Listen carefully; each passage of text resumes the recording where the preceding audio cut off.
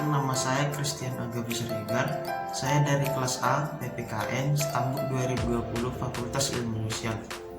Dalam video ini bertujuan untuk menyelesaikan tugas mata kuliah perkembangan peserta didik, yaitu tugas proyek. Saya akan menjelaskan materi saya, yaitu tentang perkembangan sosial. Sebelum lanjut, kita harus mengetahui pertama-tama apa itu perkembangan dan apa itu sosial. Berikut definisinya.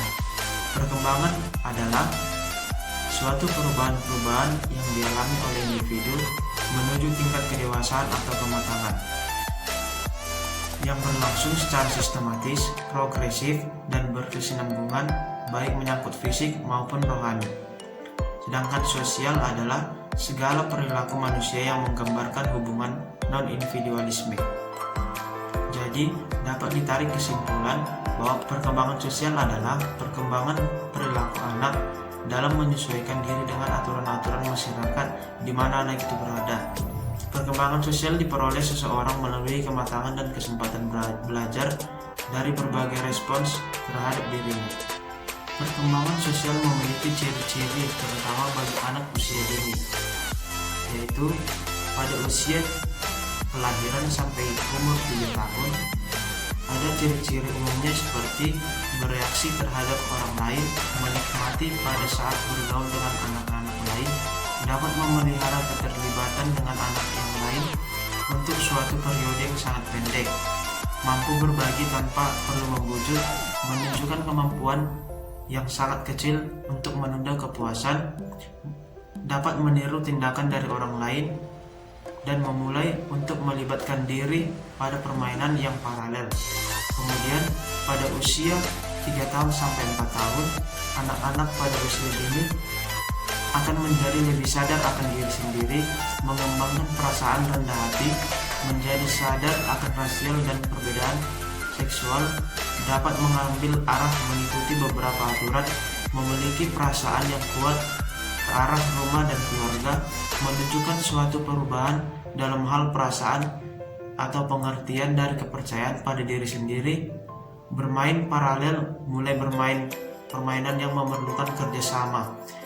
Kemudian pada usia 5 tahun sampai 6 tahun, anak-anak sering menyatakan gagasan yang kaku, peran jenis kelamin, memiliki teman baik meskipun untuk jangka waktu yang pendek, sering bertengkar tetapi dalam waktu yang singkat, dapat berbagi dan mengambil giliran, ikut ambil bagian dalam setiap kegiatan pengalaman di sekolah, mempertimbangkan setiap guru merupakan hal yang sangat penting, ingin menjadi yang nomor satu, menjadi lebih posesif terhadap barang-barang kepunyaan.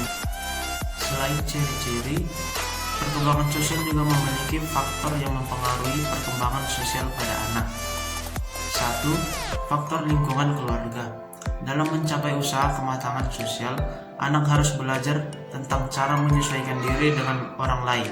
Kemampuan ini diperoleh anak melalui kesempatan atau pengalaman bergaul dengan orang-orang di lingkungannya, baik orang tua, saudara, teman sebaya, maupun orang dewasa lainnya.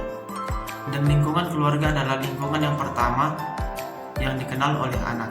Perkembangan anak sangat dipengaruhi oleh proses perlakuan atau bimbingan orang tua terhadap anak dalam mengenal berbagai aspek kehidupan sosial atau norma-norma kehidupan bermasyarakat, serta mendorong dan memberikan contoh kepada anaknya bagaimana menerapkan norma-norma tersebut dalam kehidupan sehari-hari.